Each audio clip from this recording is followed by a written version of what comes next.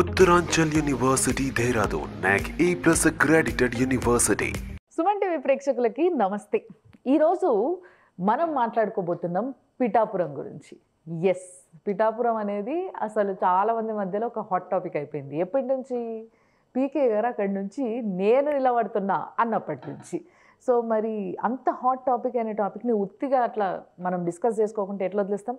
అందుకోసమే ఈరోజు కూటమిలో ఒక పార్టీ అయిన బీజేపీ నుంచి అసలైన బీజేపీ క్యాండిడేట్ అయినా పాపము బట్ పవన్ కళ్యాణ్ గారు వచ్చేసరికి అందరు తగ్గాల్సి వచ్చింది, అంతే కదా. ఎందుకంటే ఆయనకు తెలుసు కదా, ఆయన ఎక్కడ తగ్గాలో తెలుసు, ఎక్కడ నెగ్గాలో తెలుసు ఆయనకి. ఈసారి నెగ్గుతా నేను తగ్గేటోడిని కాదని ఆయన ముందుకు వచ్చింది కాబట్టి చాలామంది వెనకుండి సపోర్ట్ చేసిండ్రు. వాళ్ళందరి సపోర్ట్ పీకే గారికి చాలా చాలా చాలా ఇంపార్టెంట్ ఈసారి. ఎందుకంటే ఆల్రెడీ పాపం ఆయన ఒకసారి బిరుదేసేసుకున్నారు. ఫ్యాన్స్ సినిమాలకు ఉంటారు తప్పితే ఓట్లు వేయించుకోవడానికి ఉండరు అని చాలామంది అనేసిండ్రు. సో అది కాదు, ఈసారి చరిత్ర తిరగరాస్తామని రెడీ అయింది కూటమి. ఆ కూటమిలో బీజేపీ ఇన్ఛార్జ్గా, పిఠాపురం ఇన్ఛార్జ్గా ఉన్నారు బుర్రా కృష్ణంరాజు గారు. సో ఆయనే నాతో ఉన్నారు. ఈయన చాలా చాలా డెడికేటెడ్గా పిఠాపురంలో చాలా తిరగడమే కాకుండా ఒక గ్రామాన్ని కూడా ఆయన దత్తత తీసుకోవడం జరిగింది. ఈ ముచ్చట మనకు తెలుసు, బట్ ఇంకొంచెం మాట్లాడబోతున్నాం. ఎందుకంటే ఆయన దగ్గర నుంచి పవన్ కళ్యాణ్ గారిని చూడడమే కానీ, లేకపోతే పిఠాపురం మొత్తం తిరగడమే కానీ దాని గురించి బాగా తెలుసు కాబట్టి. సార్ నమస్తే. నమస్తే అండి. సార్ బాగున్నారా? సో ఫస్ట్ నేను సింపుల్గా అడుగుతా సార్ ఒక ప్రశ్న, మీరు స్ట్రైట్గా చెప్పాలి, ఎక్కువ ఆలోచించి చెప్పొద్దు. ఈసారి పవన్ కళ్యాణ్ గారు గెలుస్తున్నారా? పక్కా గెలుస్తారు. పక్కా అంటే కూటమిలో మీరు ఉన్నారు కాబట్టి చెప్తున్నారా? నో, యాజ్ ఏ పర్సన్గా నేను చూశాను కాబట్టి ఆయన ఏ రకమైన ప్రచారం చేశారు, ఆయనతో పాటు మేము కూడా ఉండి ఎలా ప్రచారం చేశాము, ప్రజలు ఏ రకంగా స్పందన ఇచ్చారు, ఏ రకంగా అయితే కోరుకున్నారు అంటే నేను అది రియాలిటీలో చూశాను కాబట్టి అదొక్కటే కాదు, అది బిఫోర్ ఎలక్షన్స్ ఆయన చేసిన ప్రచారం కానీ, ప్రజలతో మాట్లాడిన సభల్లో కానీ, వాళ్ళు ఇచ్చిన ఆహ్వానం కానీ, తర్వాత ఎలక్షన్ అయిన తర్వాత అంటే during the day of elections చూసినప్పుడు నేను 60 విలేజెస్ వరకు కవర్ చేశాను. వర్మ గారు కొన్ని విలేజెస్ కవర్ చేశారు, నేను కొన్ని విలేజెస్ కవర్ చేశాను, నాగబాబు గారు కొన్ని విలేజెస్ కవర్ చేశారు. సో మాలో మేము మాట్లాడుకునే సందర్భాల్లో కూడా నేను తీసుకున్న 60 విలేజెస్ మాత్రం స్పందన అయితే 80% ఉంది.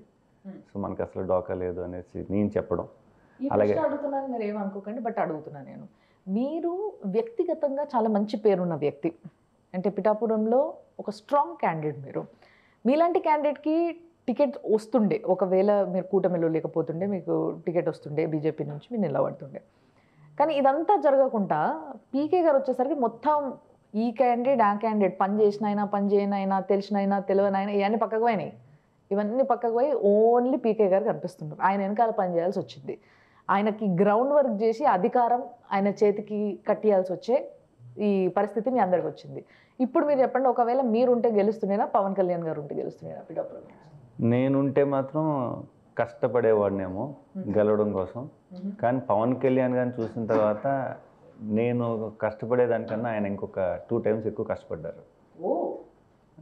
నాకు ఆశ్చర్యం అనిపించింది. అంటే ఒక సెలబ్రిటీగా, ఒక పార్టీకి అధినాయకుడిగా ఆయన ఎంత కష్టపడుతున్నారేంటి అంటే, మనం కష్టపడేదానికన్నా నేను కష్టపడుతున్నాడంటే ఓటమి అనేది, గెలుపు అనేది అంత ఈజీ కాదు. గెలుపు చేయాలి అంటే చాలా కష్టం ఉండాలి. అది ఎవరైనా కానివ్వండి, అతను పెద్ద వ్యక్తి కానివ్వండి, చిన్న వ్యక్తి కానివ్వండి, సెలబ్రిటీ కానివ్వండి, నార్మల్ పర్సన్ అనే కానివ్వండి.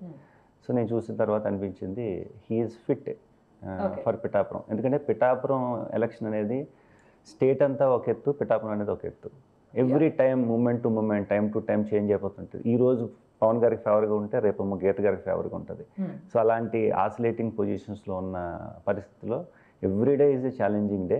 దీన్ని కాన్స్టెంట్గా పట్టుకొని ఆపాలి అని అంటే చాలా కష్టపడాలి, ఏ నాయకుడైనా ఏ పార్టీ అయినా. డెఫినెట్గా నేను ఒకవేళ నిలబడినా నాకు కంపల్సరీ సపోర్ట్ అవసరం. నాకు జనసేన సపోర్ట్ కంపల్సరీ అవసరం. అలాగే నేను నిలబడేటప్పుడు కానీ, నాకు ఇన్ఛార్జిగా బాధ్యత ఇచ్చినప్పుడు నాకు పురంధేశ్వరి మేడం ఒకటే మాట చెప్పారు.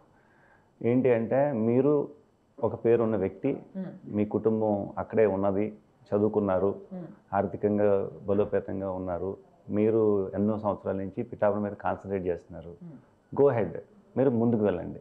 బట్ ఒక షరతు ఏంటి అంటే, మనం జనసేన పార్టీతో అలయన్స్లో ఉన్నాం, కానీ జనసేన పార్టీ రేపు వచ్చి కనుక పోటీ చేసే ఆలోచన ఉంటే మాత్రం మీరు సపోర్ట్ చేయాలి అని నాకు ముందే ప్రిపేర్ చేయడం, నాకు మేడం పురంధేశ్వరి గారు కానీ అలాగే మా ఆర్గనైజింగ్ సెక్రటరీ మధుకర్జీ కానీ ముందే చెప్పడంతో నేను ఎక్కడ కూడా ఇబ్బంది పడలేదు.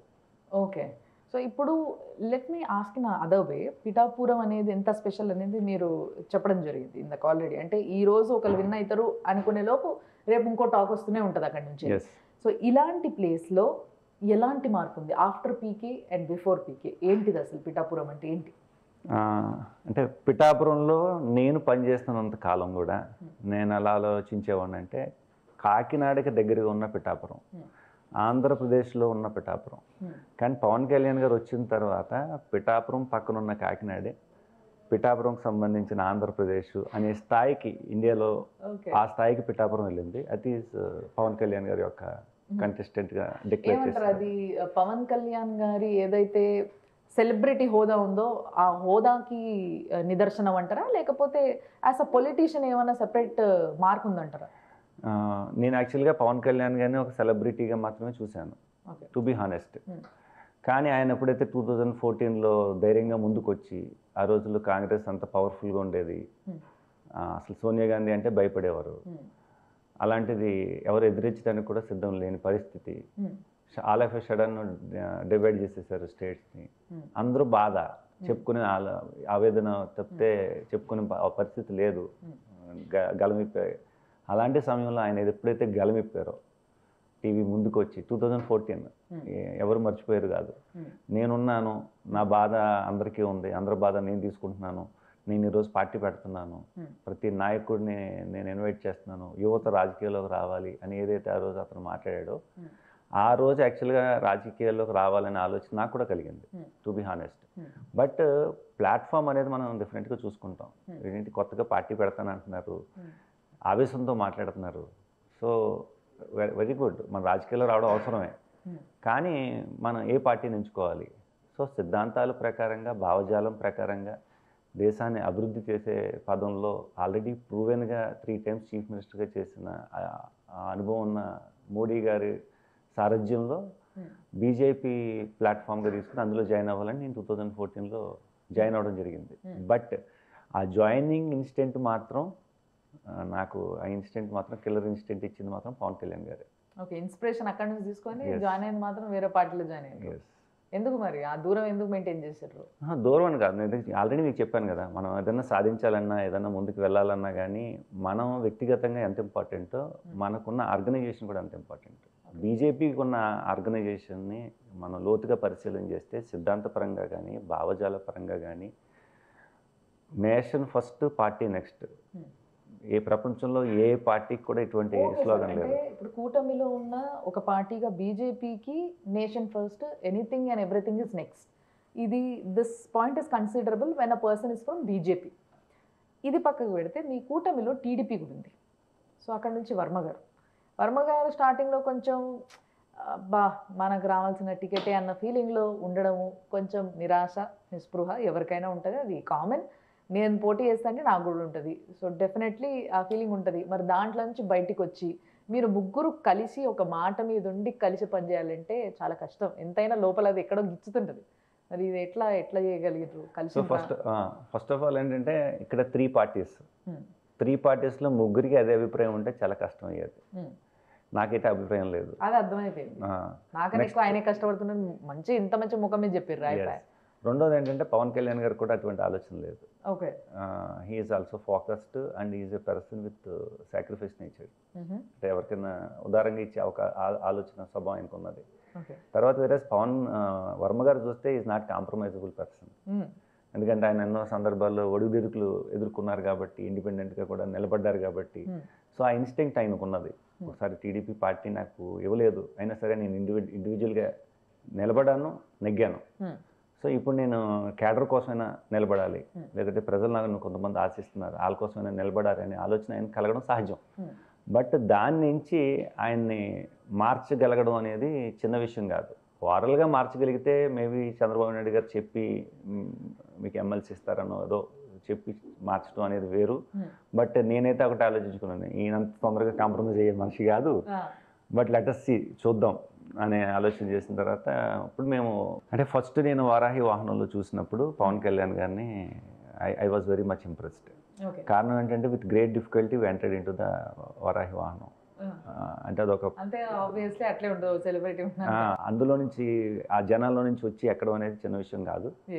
But the moment I entered into the van, ఆయన చాలా నవ్వుతూ సాధారణంగా ఆహ్వానించడం, ఇమీడియట్గా కన్సర్న్, ఎలా ఉన్నారు, ఇబ్బంది ఏమైనా జరిగినాయా,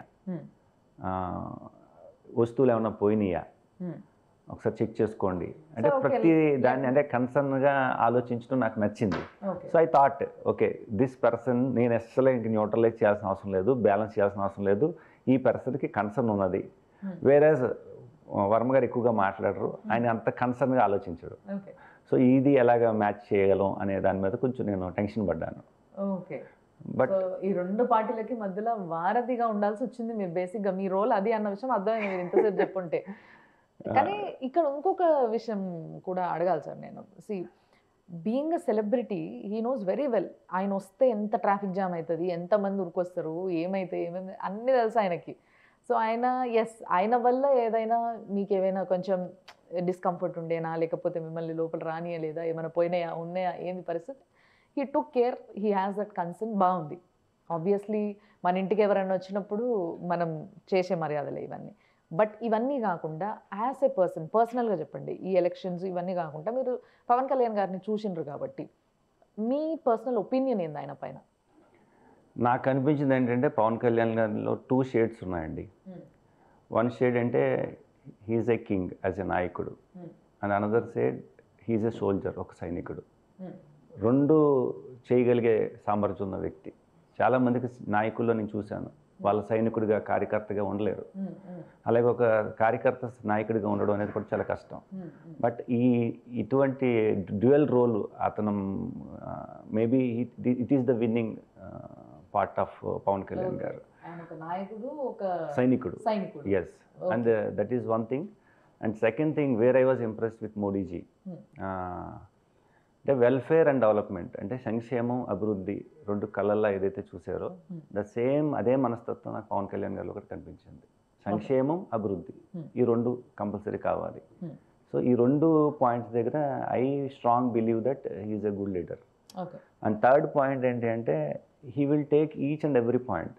he smart, very good listener, and very good learner, and very good implementer. And he is having very good balancing skills.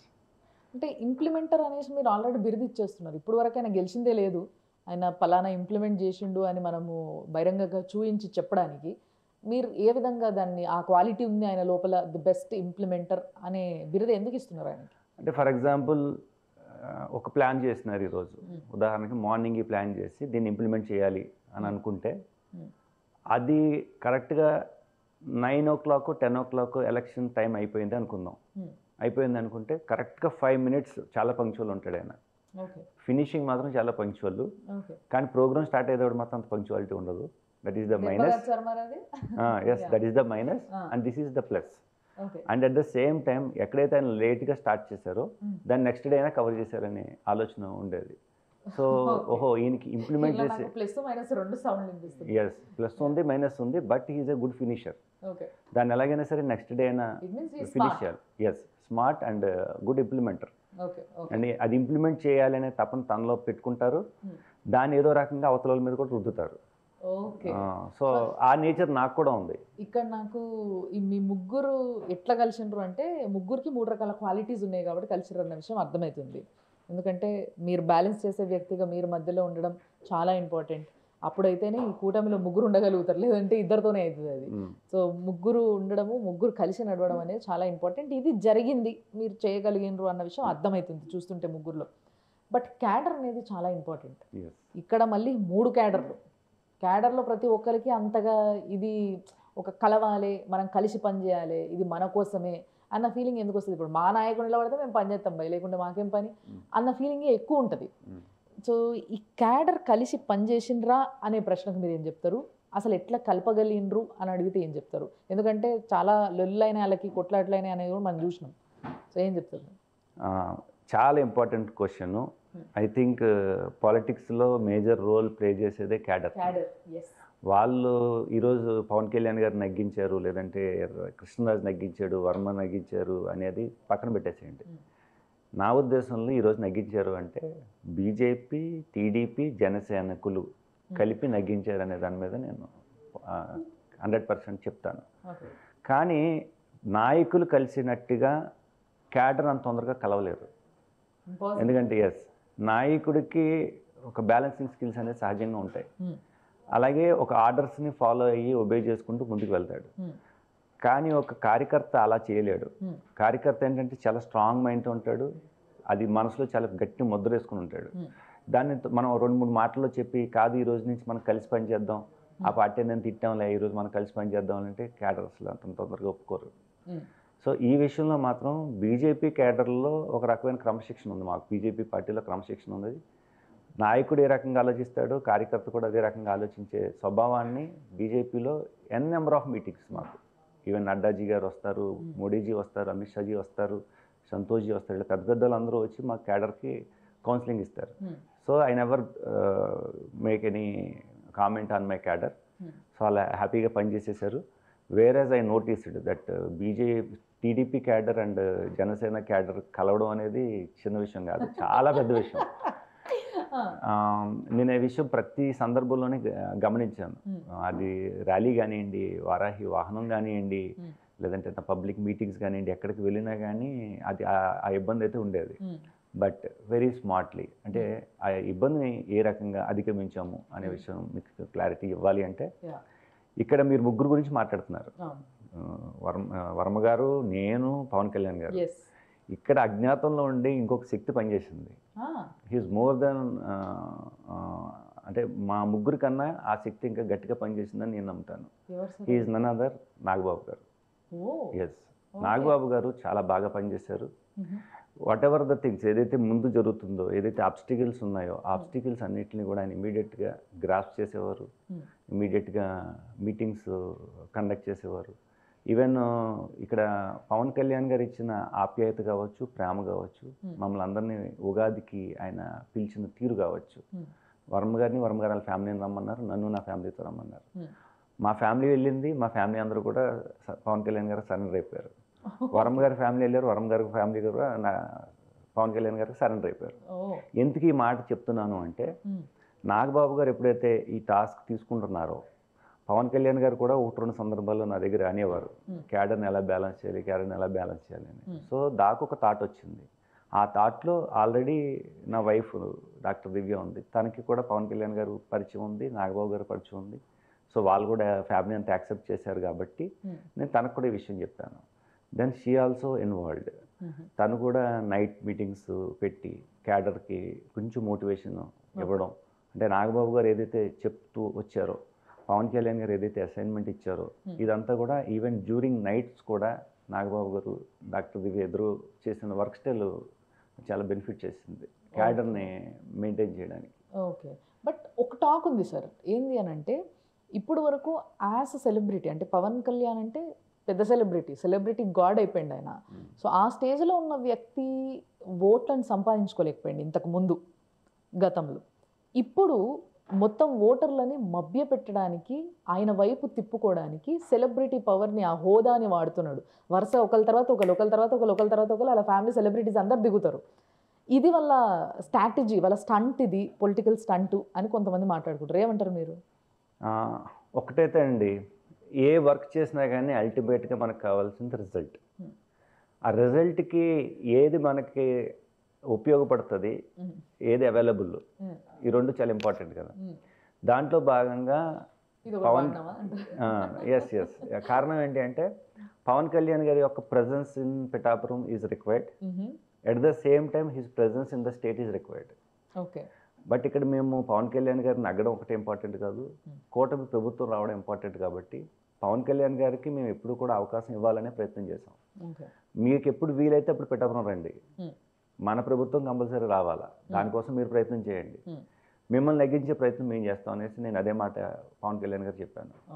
So దానికి తగ్గట్టుగా నాగబాబు గారు ఏం చేసేవారంటే, వెన్ అధ్యక్షుడు అంటే president is not available in Pithapuram, మనం ఎలాగైనా సరే మనుషుల్ని ప్రజల్ని అలాగే వాటర్స్ని ఎక్కడ కూడా వేకెంట్గా ఉంచకూడదు, వాళ్ళని మనం ఎప్పుడు కూడా ఎంగేజ్ చేయాలి అని ఆలోచన ఫస్ట్ టైం తీసుకొచ్చారు. I appreciate. దాంట్లో భాగంగా అక్కడ ఎవరైతే అవైలబుల్గా ఉన్నారో స్థానికలుగా ఉన్న పాపులర్ లీడర్స్ కానీ సర్పంచ్లు కానీ ఇలా ఎంపీటీసీలు జడ్పీటీసీని వాళ్ళు తీసుకున్నారు, మా ఫ్యామిలీస్ని తీసుకున్నారు.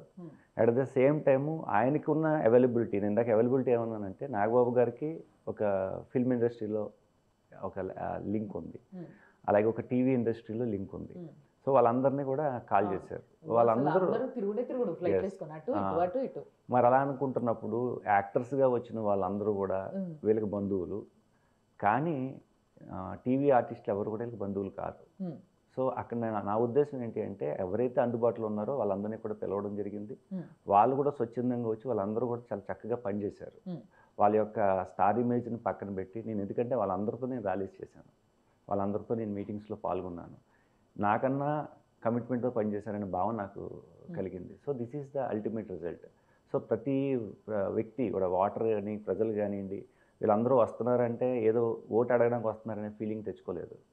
సో వీళ్ళు వచ్చి పవన్ కళ్యాణ్ గారికి సపోర్ట్ చేయాలనే ఉద్దేశం వాళ్ళకు ఉన్నదనే భావన వాళ్ళకి కలిగింది. అట్ ద సేమ్ టైం ప్రజలకి ఈ భావన ఎందుకు కలుగుతుంది, నేను అది కూడా అబ్జర్వ్ చేశాను. పవన్ కళ్యాణ్ గారికి సాయం చేయడానికి నెగ్గించడానికి వీళ్ళు వచ్చారనే భావన ఎందుకు కలిగింది అని నాకు అనిపించింది. ఎప్పుడంటే వాళ్ళు కూడా పవన్ కళ్యాణ్ గారికి ఒక అవకాశం ఇవ్వాలి, పిఠాపురంలో పవన్ కళ్యాణ్ గారిని ఎలాగైనా నెగ్గించి పిఠాపురం అభివృద్ధి పదంలో తీసుకెళ్ళాలి, స్టేట్లోనే నెంబర్ 1 పట్టణంగా పిఠాపురం చూపించాలి అంటే పవన్ కళ్యాణ్ గారిని ఇక్కడ నెగ్గించి తీరాలి అనే ఒక నిర్ణయం వాళ్ళ మనసులో ఆల్రెడీ తీసేసుకున్నారనే భావన నాకు ఆ రోజు కనిపించింది. So whatever we are doing, whatever other people are doing, they are simply accepting because we want Pawan Kalyan to win అనే స్టేజ్కి వచ్చేసారు ప్రజలు. This is the winning point. అంటే ఇక్కడ మీరందరూ ఏ విధంగా కష్టపడ్డారు, మీ వెనుకున్న నాగబాబు గారు ఏ విధంగా కష్టపడ్డారు, ఈ విషయాన్ని చాలా క్లియర్గా చెప్పారు మీరు. బట్ మీరు ఒక పార్టీ వ్యక్తిగా, అంటే బీజేపీ నుంచి ఉన్న వ్యక్తిగా, you represent BJP. So BJP party ఎంత కూటమిలో ఉన్నా కానీ ఏ పార్టీ వ్యూహాలు, ఏ పార్టీ ఆలోచనలు, సూచనలు సెపరేట్ ఉంటాయి, వాళ్ళ మీటింగ్లు వాళ్ళకి సెపరేట్ ఉంటాయి. సో మీకు హైకమాండ్ ఇచ్చిన సూచనలు ఏంటి ఈ గెలుపు కోసం? మరి ఎస్, ఇట్స్ ఇంపార్టెంట్ థింగ్. కారణం ఏంటంటే ఆల్రెడీ కూటమిలో ఇబ్బందులు ఉన్నాయి.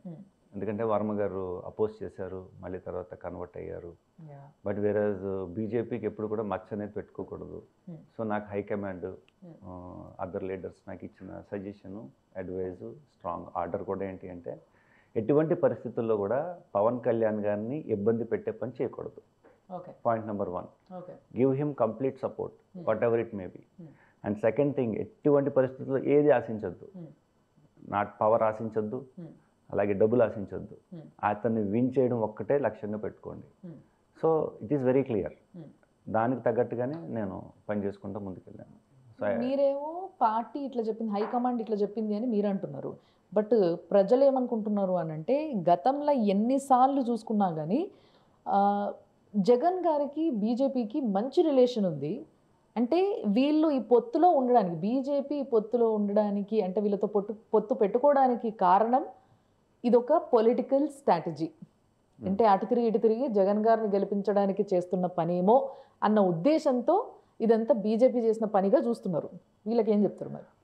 ఒకటండి, ఈరోజు కూటమి రావడానికి కారణం ఏంటి అంటే, ఆంధ్రప్రదేశ్ ఈరోజు డెవలప్డ్ స్టేట్గా ఉందా, అండర్ డెవలప్డ్ స్టేట్గా ఉందా? I'm just asking you. అంటే రెండు విధాలుగా ఆలోచించవచ్చు సార్. డెవలప్డ్గా ఉందా లేదా అంటే లేదు అని సింపుల్గా చెప్పడానికి లేదు, ఎందుకంటే అదంతా ఉమ్మడి రాష్ట్రంగా ఉండే అదంతా, కాబట్టి ఓవరాల్గా అంతో ఇంతో డెవలప్మెంట్ అయితే ఉంటుంది, కాబట్టి ఎస్ డెవలప్డ్ స్టేట్ అని చెప్పారు. బట్ డెవలప్మెంట్ లేదా అని మీరు గట్టిగా అడిగితే, క్యాపిటల్ లేని రాష్ట్రంగా చూస్తున్నారు కాబట్టి దాన్ని ఎస్ క్యాపిటల్ లేదు కాబట్టి ఏం ఏడికెళ్ళి డెవలప్ చేస్తారు అన్న ఫీలింగ్ ఒకటి ఉంటుంది. ఇంకా చాలా ఉంటాయి అట్లా కన్సిడర్ చేయాల్సినవి. సో ఇప్పుడు ఫర్ ఎగ్జాంపుల్, పిల్లలు మేము బాగా చదువుకుంటున్నాము, అమ్మఒడి మాకు బాగా వస్తుంది అంటున్నారు కొందరు. సో ఈ విధంగా చూస్తే పిల్లలు చదువుకుంటున్నారంటే రేపటి ఏదైతే సిటిజన్షిప్ ఉంటుందో ఆ రాష్ట్రానికి వాళ్ళు బాగా తయారవుతారు అని అర్థం. సో ఈ యాంగిల్లో డెవలప్ అయినట్టే.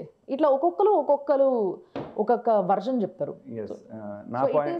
డెవలపింగ్ అనే చెప్పాలి, నిజంగా చెప్పాలి. నా పాయింట్ ఆఫ్ వ్యూలో వైసీపీ గవర్నమెంట్ పెట్టిన దృష్టి వెల్ఫేర్ మీద, డెవలప్మెంట్ మీద అంత పెద్దగా దృష్టి పెట్టలేదు.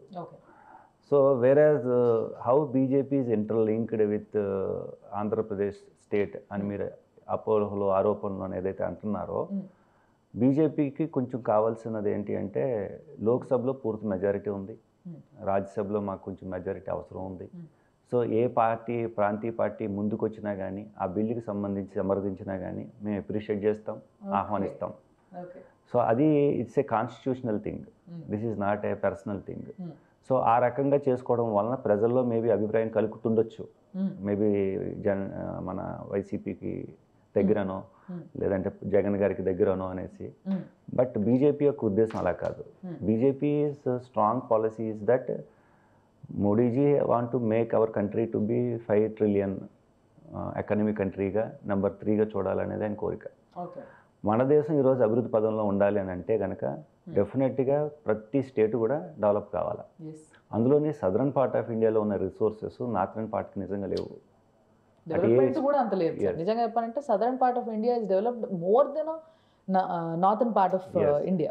అంత రిసోర్సెస్ ఉన్న ఆంధ్రప్రదేశ్ని డెవలపింగ్ స్టేజ్లోకి తీసుకెళ్ళాలి అని అనుకుంటే కనుక ప్రజలు ఒక మార్పును కోరుకుంటున్నారు. కాబట్టి ఒక అనుభవైన నాయకుడిగా ఉన్న చంద్రబాబు నాయుడు గారు కావచ్చు, అలాగే ప్రజల్లో చైతన్యం తీసుకురాగలిగే ఒక పవన్ కళ్యాణ్ గారు కావచ్చు, అలాగే అసలు డెవలప్మెంట్కి ఒక సింబల్ ఈరోజు ఒక ట్రేడ్ మార్క్ ఎవరైనా ఉన్నారంటే అది మోడీ గారే.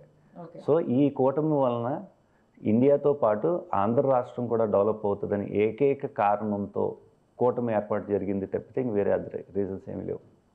Only for the benefit of the state and benefit of the people.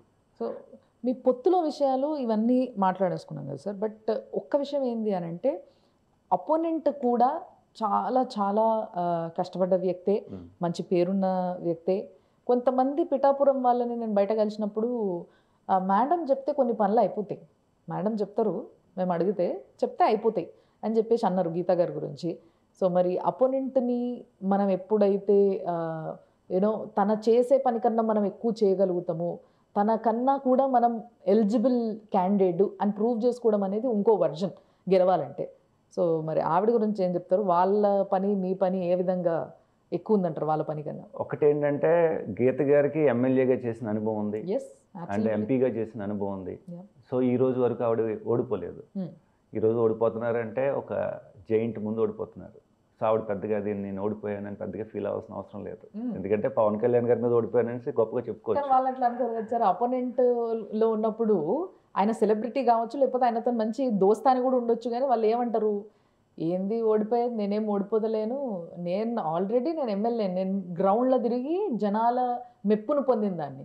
ఆయన ఆల్రెడీ జనాలలో దిగి ఓడిపోయి ప్రూవ్ చేసుకున్న వ్యక్తి ఓడిపోతా అని. అలాంటి వ్యక్తిని పెట్టుకొని నాకు పోటీ అంటారు అని అంటారు ఆవిడ. డెఫినెట్గా అంటే అనుండొచ్చు. బట్ ఇక్కడ ఏంటంటే గీత గారు 24 గంటలు చెప్పేది ఏంటి, పవన్ కళ్యాణ్ గారు ప్రజలకు అందుబాటులో ఉండరు. నిజంగా చెప్పాలంటే ఈరోజు మోడీ గారు కూడా అందుబాటులో ఉంటారు, చంద్రబాబు నాయుడు గారు కూడా అందుబాటులో ఉంటారు. ఎందుకంటే వాళ్ళు టాప్ పొజిషన్స్లో ఉన్నారు కాబట్టి అందుబాటులో ఉండరు అనడం సహజం. కానీ వాళ్ళ టీం ఏదైతే ఉందో ఆ టీం ద్వారా వర్క్ చేపిస్తారా లేదనేది చాలా important. This is the nothing but decentralisation of the power. Pawan Kalyan garu ప్రతి సభలో కూడా ఒక మాట చాలా గట్టిగా చెప్పేవారు, అంటే కూటమి ధర్మాన్ని ఎంత ప్రిన్సిపల్, ఎంత ఎథికల్ పర్సన్ ఉంటారా అనిపించేది నాకు. ఎందుకంటే as a leader, as a strong person అక్కడికి వచ్చే సభకి వచ్చే వాళ్ళు 80% పవన్ కళ్యాణ్ గారి కోసం వస్తారు. But he use to address TDP నుంచి వర్మ గారు, బీజేపీ నుంచి కృష్ణరాజు గారు సహకారంతో నేను పిఠాపురాన్ని అన్ని రకాలుగా అభివృద్ధి పరుస్తాను, ప్రజల యొక్క ప్రతి సమస్యని పరిష్కరించి తీరుతాను అని మమ్మల్ని యాడ్ చేసుకొని చెప్పడంలోనే అతని యొక్క క్లియర్ మైండ్ నాకు అర్థమైంది. So he want to make it sure that he want to develop Pithapuram and he want to make the people to be happy. So ఇది గీత గారికి మింగుడు పడే అవసరం, అంటే మింగుడు పడలేదు. దెన్ షీ థాట్, అమ్మో ఈ స్ట్రాటజీలో నేను వెళ్తే ఏమాత్రం నెగ్గుకు రాలేను, then I need to make a new strategy, I need to use a sentimental weapon అనే ఉద్దేశంతో ఆవిడ ఏ రోజైతే సెంటిమెంటల్గా కొంచెం బాధపడుతూ మాట్లాడారో, కొంగి చాచి ఓట్లు అడిగారో, so then I was little bit, ఎందుకంటే నేను పిఠాపురం వాస్తవ్యం కాబట్టి పిఠాపురం పీపుల్ అంతా కొంచెం సెంటిమెంటల్గా ఉంటారు కాబట్టి I was little bit maybe ఇది రోజు రోజుకి మారే అవకాశం ఉన్న రోజు కదా, అంటే ఎలక్షన్ కదా, ఈవిడ ఇలా మాట్లాడారు ఏంటి అంటే ఈవెన్ నాగబాబు గారు కానీ ఈవెన్ ఆయన కూడా కొంచెం టెన్షన్ పడారు. బట్ పవన్ కళ్యాణ్ గారిలో నాకు అసలు టెన్షన్ ఏం కనిపించలేదు.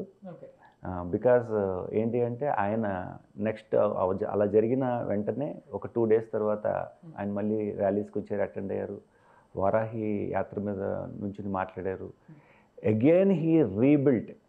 అంటే అప్పటి వరకు చేసిన ప్రచారం ఒక ఎత్తు అయితే మళ్ళీ అదే ప్రచారాన్ని మళ్ళీ ఆ రోజు వరకు ఒక 30 రోజులు 40 రోజులు చేసిన ప్రచారాన్ని he made it with in 2 days. 2 రోజుల్లో మళ్ళీ మొత్తం విలేజ్ అంతా మొత్తం అసెంబ్లీ అంతా తిరిగేశారు, మళ్ళీ యాత్ర పెట్టారు, ఒక ఎష్యూరెన్స్ని మళ్ళీ ఇవ్వగలిగారు. సో ఆ టైంలో మేము కానీ వర్మ గారు కానీ మేము మాట్లాడేవాళ్ళం. నేను నా సైడ్ నుంచి బీజేపీ నుంచి నా వాళ్ళ వరకు క్యాడర్ వరకు, అలాగే మాకేంటంటే లబ్ధిదారు సంపర్కం మాకు 20,000 బెనిఫిషరీస్ ఉన్నారు కేంద్రం నుంచి లబ్ధి పొందిన వాళ్ళు కానివ్వండి. అలాగే మా యాక్టివిటీస్ ద్వారా పల్లెకి పోదాం రండి ఇలాంటి డిఫరెంట్ యాక్టివిటీస్ ద్వారా మాకంటూ ఒక 30,000 వరకు ఓట్ బ్యాంక్ ఉంది.